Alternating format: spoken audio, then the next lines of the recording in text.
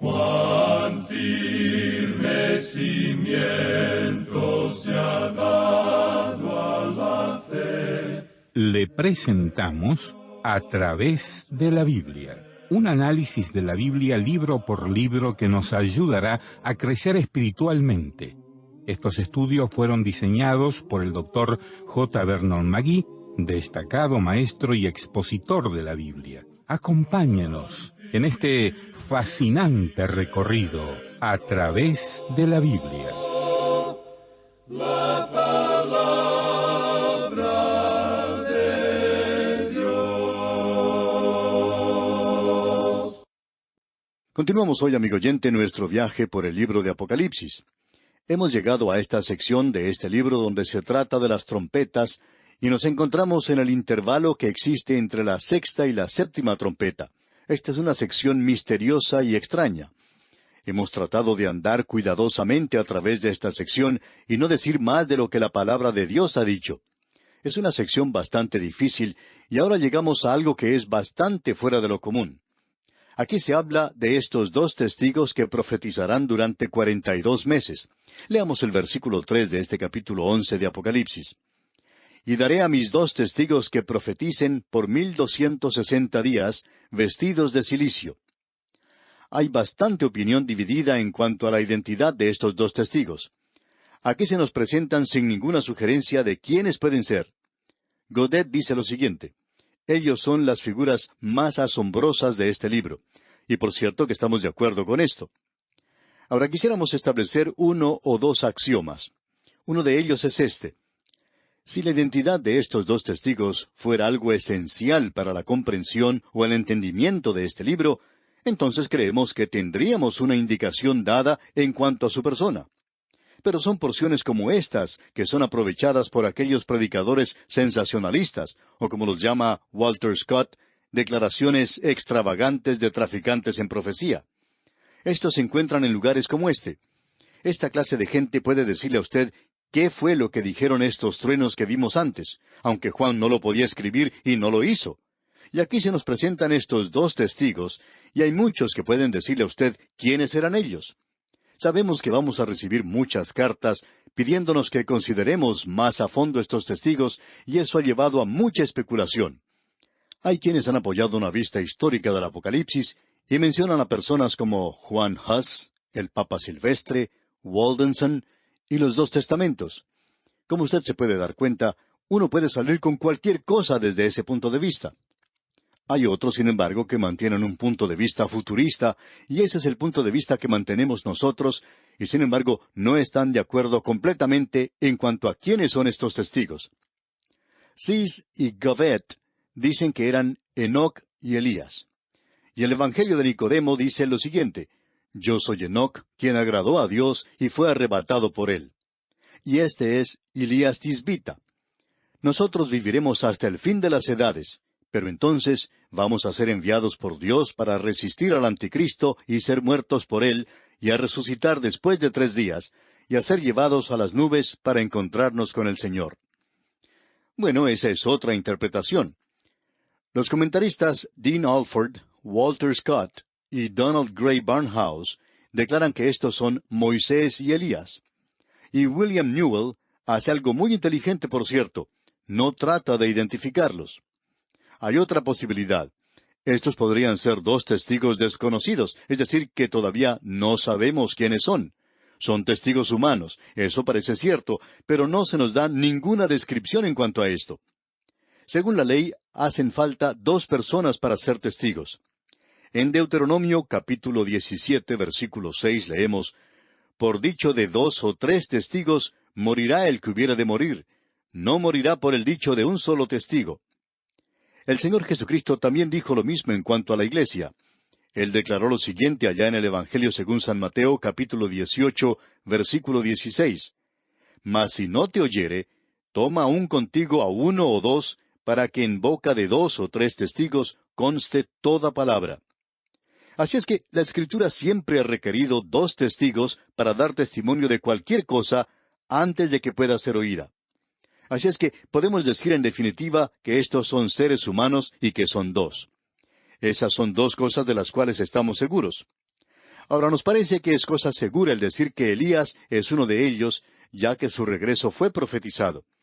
Allá en Malaquías capítulo 4, versículo 5 dice, «He aquí yo os envío el profeta Elías antes que venga el día de Jehová grande y terrible».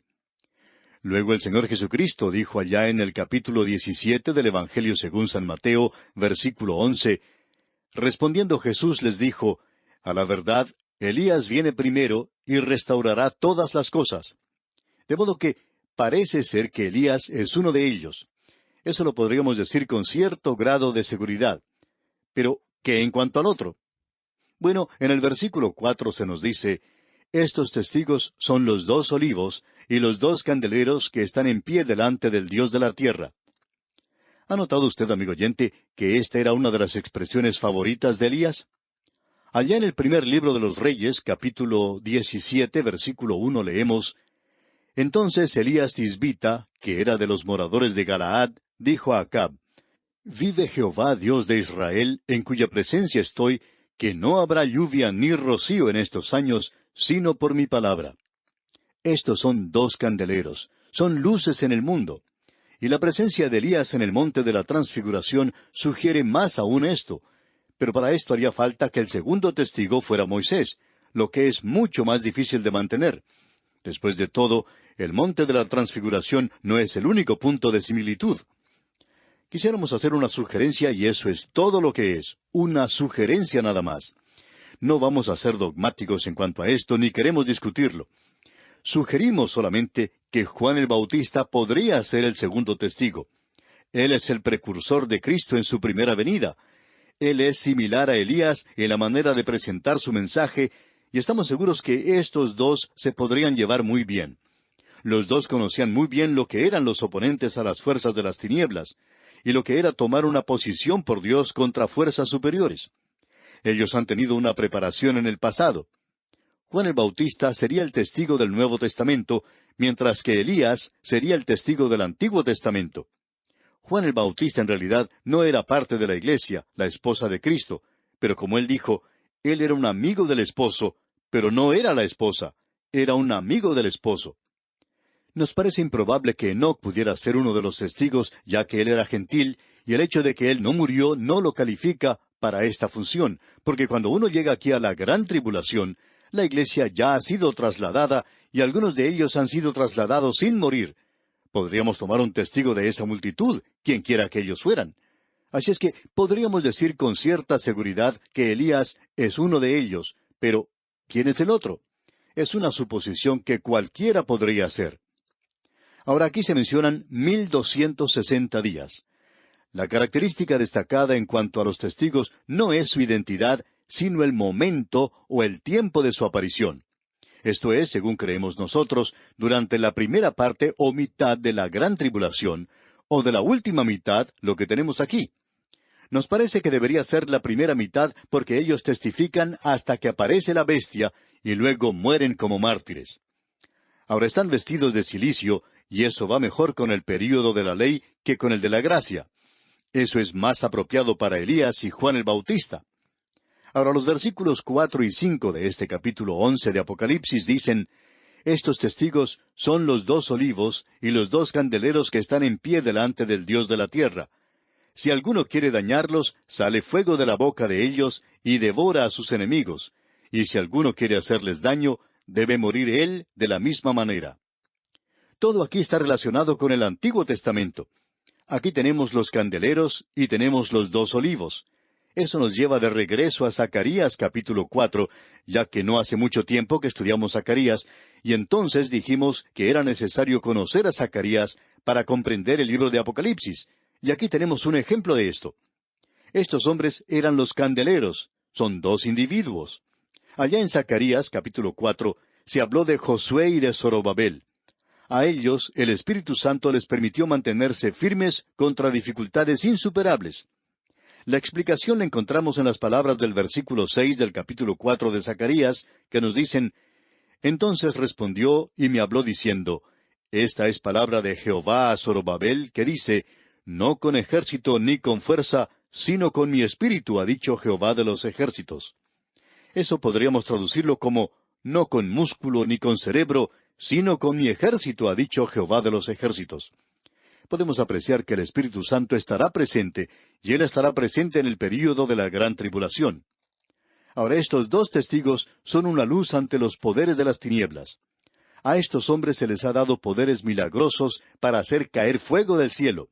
Están llenos del Espíritu Santo, y aquí también tenemos otra sugerencia a favor de Elías. Y Juan también hizo una declaración en cuanto a uno bautizando con fuego.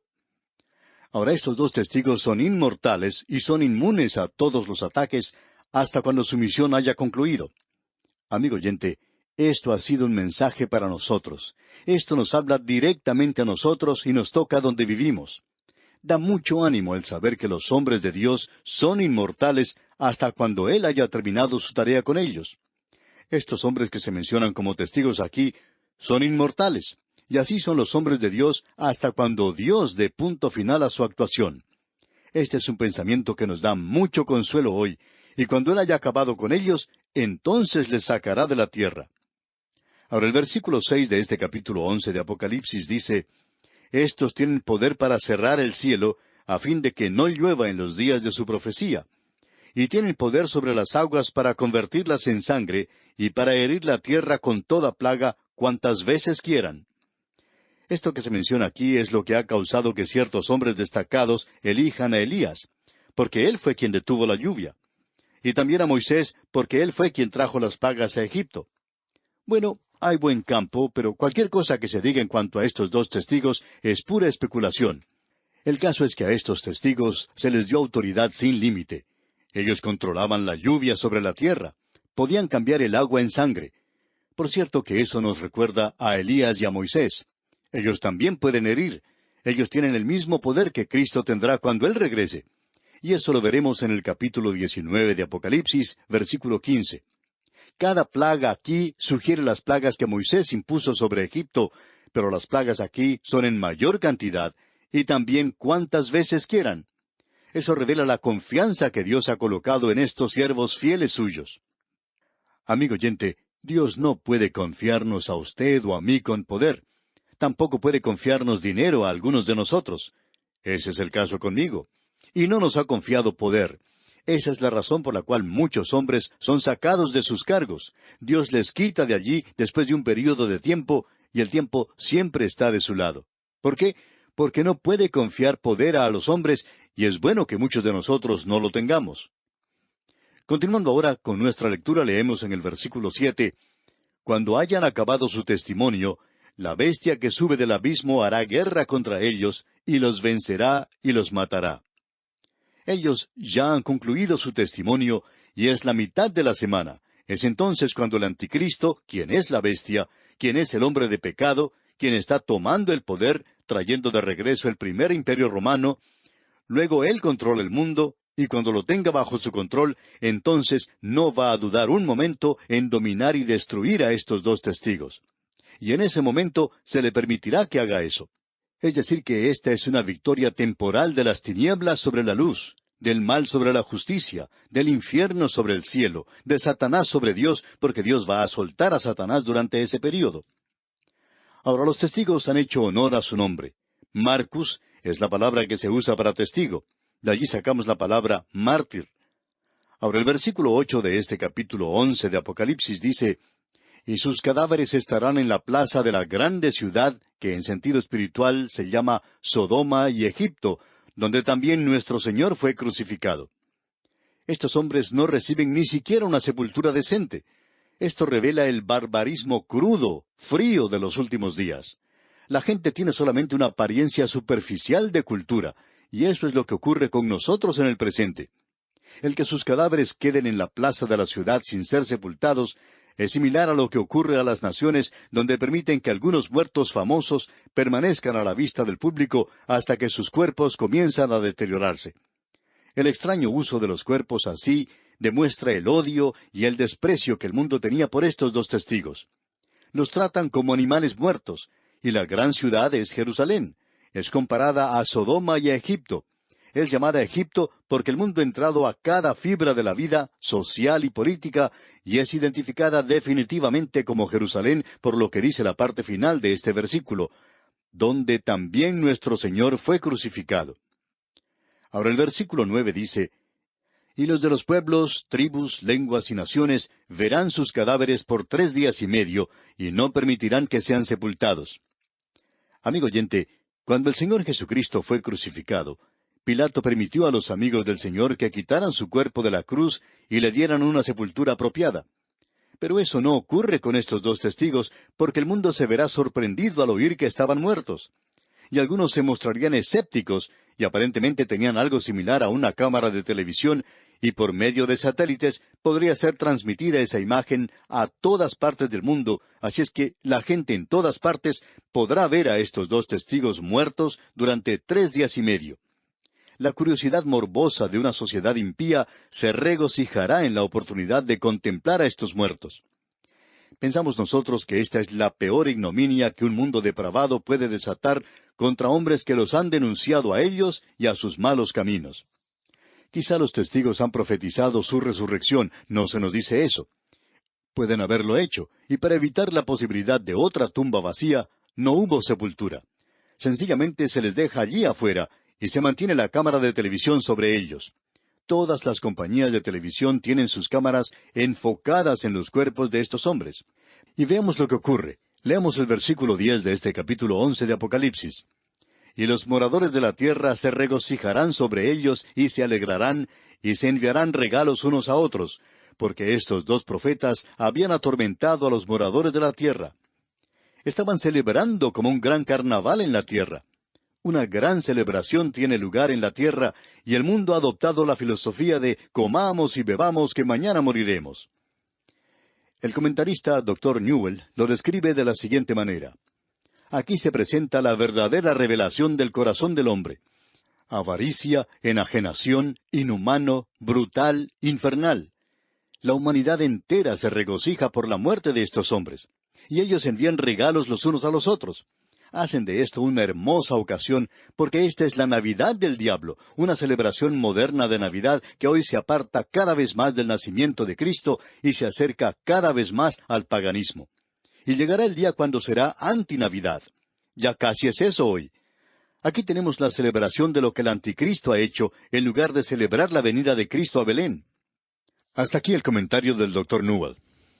Ahora pasan 3 días y medio, y entonces sucede algo. El versículo 11 de este capítulo 11 de Apocalipsis dice, pero después de 3 días y medio entró en ellos el Espíritu de vida enviado por Dios, y se levantaron sobre sus pies, y cayó gran temor sobre los que los vieron. Amigo oyente, mientras el mundo está celebrando lleno de júbilo la muerte de estos testigos, y las cámaras de televisión están enfocadas sobre sus cuerpos, los testigos se ponen de pie, y todas las compañías de televisión lamentarán el haber tenido sus cámaras enfocadas en ellos, porque en realidad no querían presentar las noticias tal como son. Y a propósito, esa es la palabra bíblica para resurrección. Se levantaron sobre sus pies. Ellos son los santos de la tribulación, quienes han tenido parte en la primera resurrección. Suponemos que en noticias como estas habrá alguno que quiere tomar ventajas sobre los demás, pero todas las cadenas de televisión han tenido sus cámaras enfocadas en esto. Y quizá para el momento en que esto suceda haya nuevos aparatos de televisión que hagan que la televisión de hoy parezca ser algo anticuado y fuera de lugar. Ahora el versículo 12 dice, y oyeron una gran voz del cielo que les decía, subid acá. Y subieron al cielo en una nube, y sus enemigos los vieron. Ahora ellos suben al cielo. En el versículo 11 tenemos la resurrección de los testigos, y en el versículo 12 tenemos la ascensión de los testigos. Y la nube de gloria está asociada con la ascensión y venida de Cristo también. Y aquí tenemos ahora la condena del segundo ay, y tiene lugar un gran terremoto mencionado en los versículos 13 y 14 de este capítulo 11 de Apocalipsis. Leamos. En aquella hora hubo un gran terremoto, y la 10ª parte de la ciudad se derrumbó, y por el terremoto murieron en número de 7,000 hombres, y los demás se aterrorizaron y dieron gloria al Dios del cielo. El segundo ay pasó, he aquí el tercer ay viene pronto. Esta cantidad de personas muertas debe ser agregada al cuarto de la población que fue muerta al principio, es decir, 1/4 de la población del mundo, y luego 1/3 parte de la población del mundo, más de la mitad, y ahora 7,000 más. No nos sorprende entonces que el Señor haya dicho, y si aquellos días no fuesen acortados, nadie sería salvo. Y vamos a detenernos aquí por hoy, amigo oyente, porque nuestro tiempo toca ya a su fin. Dios mediante, en nuestro próximo programa, continuaremos con este mismo asunto y estamos seguros que usted querrá también acompañarnos. Que Dios derrame sobre usted sus ricas y abundantes bendiciones.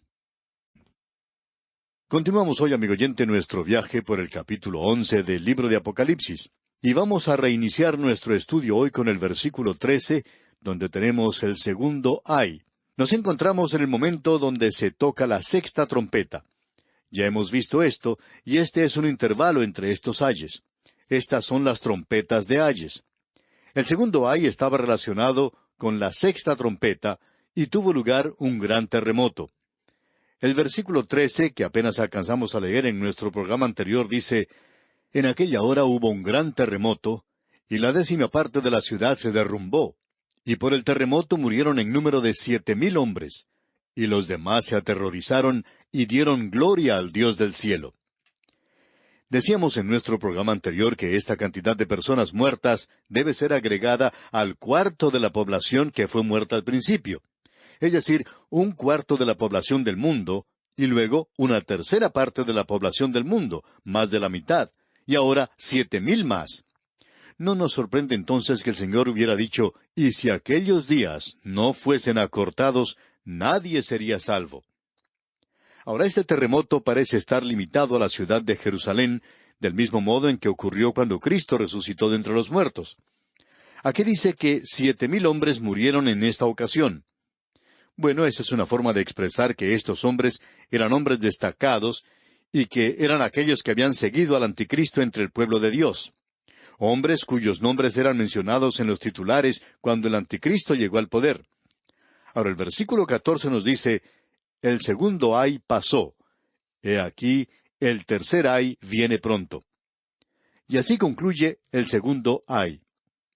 Y el tercero seguirá pronto, como dice aquí, aunque no es inmediatamente. El tercer ay no es el tocar de la 7ª trompeta. Eso será lo que sigue aquí. Esto nos lleva más allá de la gran tribulación al milenio. La 7ª trompeta, de igual manera, nos presenta las 7 personalidades, o los 7 personajes de los capítulos 12 y 13. Y el tercer ay comienza cuando Satanás, uno de los personajes, es arrojado a la tierra. Eso lo veremos cuando lleguemos al capítulo 12, versículo 12 de este libro de Apocalipsis. Aquí vemos que se toca la 7ª trompeta, y el fin de la gran tribulación y la apertura del templo en el cielo. Nos encontramos en medio de todo esto, de todos estos ayes y de los juicios de la gran tribulación que se han insertado aquí para darle ánimo a los creyentes que habrán quedado sobre la tierra, aquellos que habían sido sellados. Ahora uno puede desanimarse mucho con varios de estos años, aunque la relación total del período de la gran tribulación no es más que 7 años. Pero la intensidad de la última mitad de ese período, aunque no nos demoramos mucho en leerlo, puede ser algo demasiado para muchos. Uno encuentra que si tiene que pasar 7 días en un hospital, piensa que esos días nunca se acaban. Es necesario recibir algo de ánimo para pasar ese tiempo. Bien, leamos entonces lo que ocurrirá aquí en la continuación de los juicios de las trompetas. Vamos a leer los versículos 15 al 18 que nos dicen, «El 7º ángel tocó la trompeta, y hubo grandes voces en el cielo que decían, Los reinos del mundo han venido a ser de nuestro Señor y de su Cristo, y Él reinará por los siglos de los siglos». Y los 24 ancianos que estaban sentados delante de Dios en sus tronos, se postraron sobre sus rostros y adoraron a Dios, diciendo, «Te damos gracias, Señor Dios Todopoderoso, el que eres y que eras y que has de venir, porque has tomado tu gran poder y has reinado. Y se airaron las naciones, y tu ira ha venido, y el tiempo de juzgar a los muertos, y de dar el galardón a tus siervos los profetas, a los santos, y a los que temen tu nombre, a los pequeños y a los grandes, y de destruir a los que destruyen la tierra». El tocar de la 7ª trompeta es algo de gran significación. Tiene un significado especial para la comprensión del resto de este libro.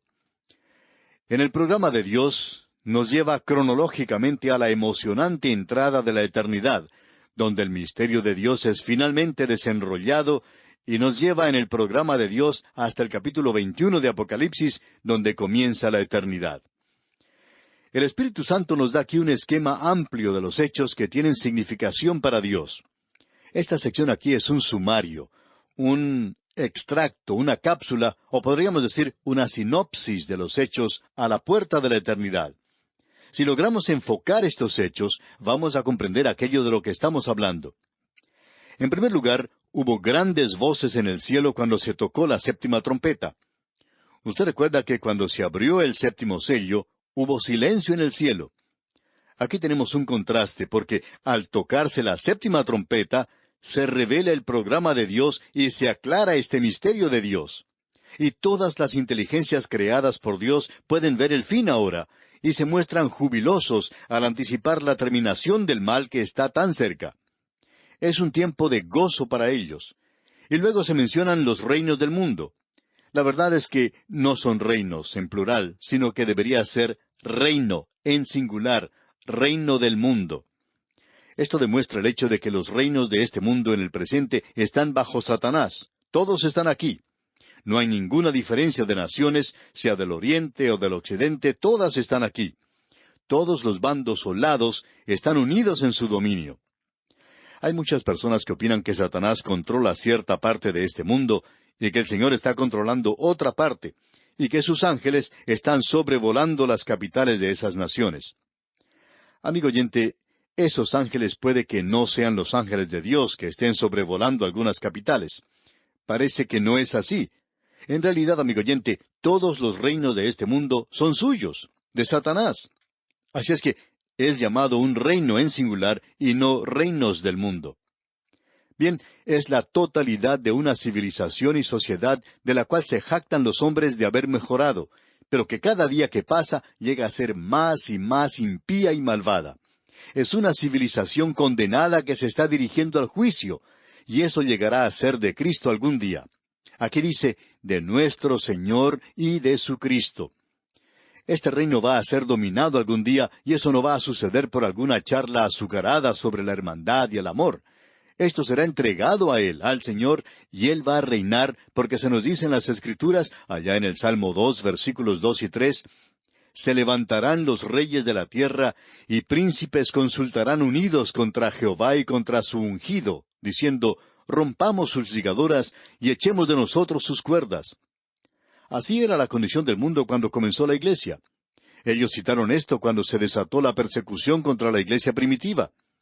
Usted puede ver esto allá en el libro de los Hechos de los Apóstoles, capítulo 24, versículos 23 al 26.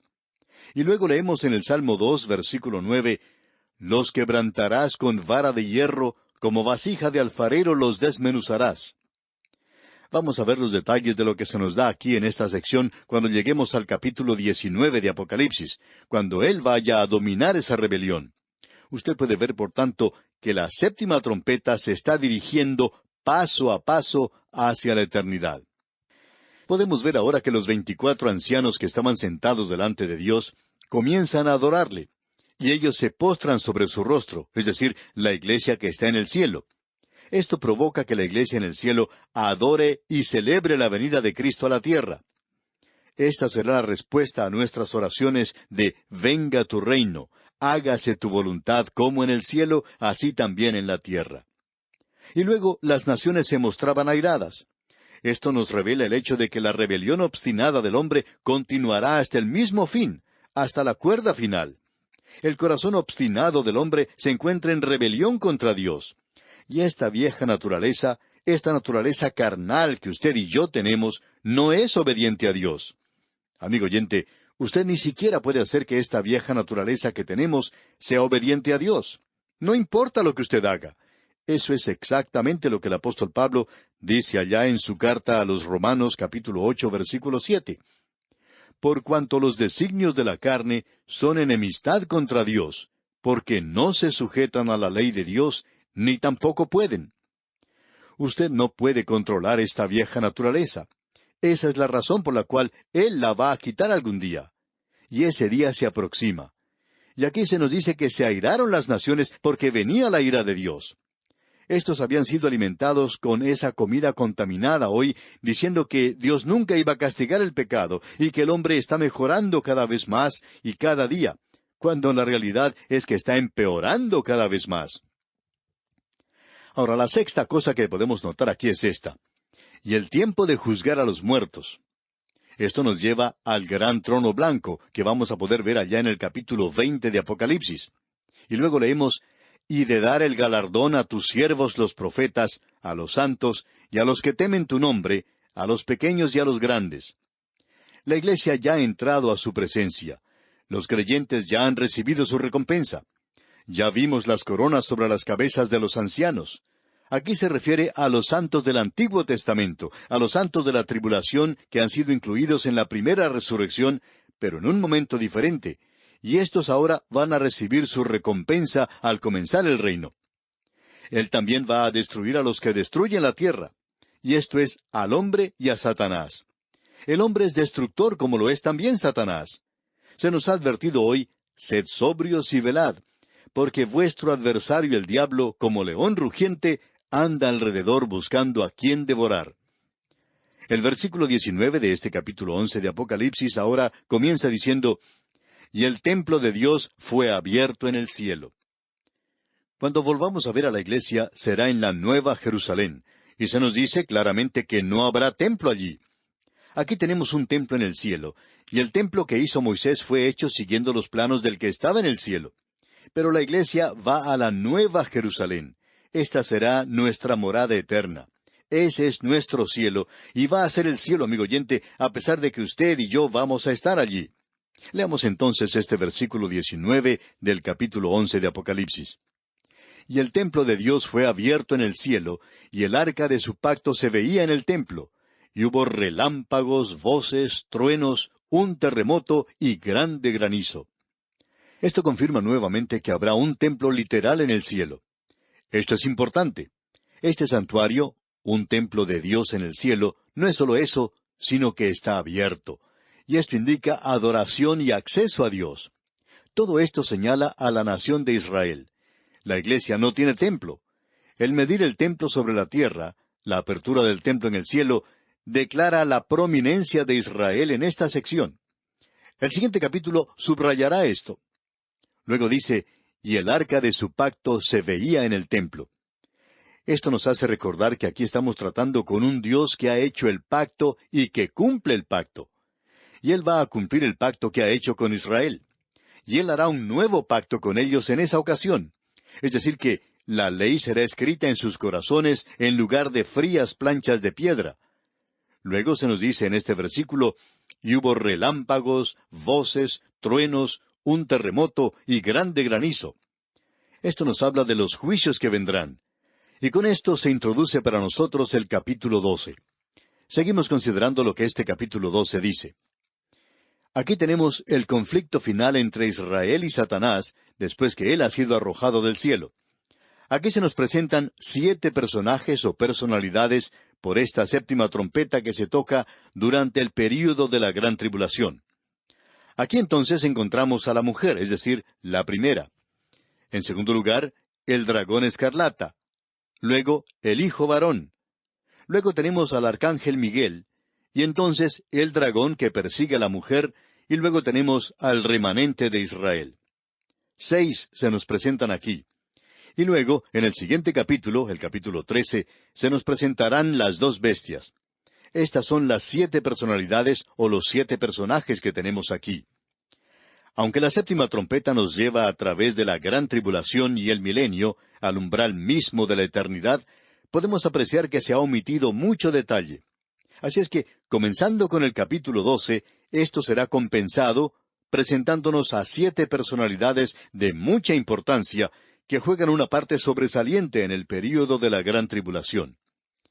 Después de esto, tenemos el derramamiento de las 7 copas de la ira, y luego la destrucción final de la Babilonia comercial y la Babilonia religiosa. La prominencia de la nación de Israel es destacada aquí ante nosotros. En el capítulo anterior, esto había sido sugerido con la medición del templo sobre la tierra y la apertura del templo en el cielo. Y el último versículo del capítulo 11 de Apocalipsis es la apertura de este capítulo 12. Ahora, estos 7 personajes que se presentan aquí son representantes de personas, naturales y sobrenaturales, físicas y espirituales, gobernantes y naciones. Y su identificación y clarificación es esencial para poder entender correctamente el libro de Apocalipsis. Vamos a tomar a la primera persona y con esto vamos a ilustrar lo que estamos diciendo. Hemos llegado ahora al punto crucial de la interpretación de todo el libro de Apocalipsis. Gira alrededor de este punto.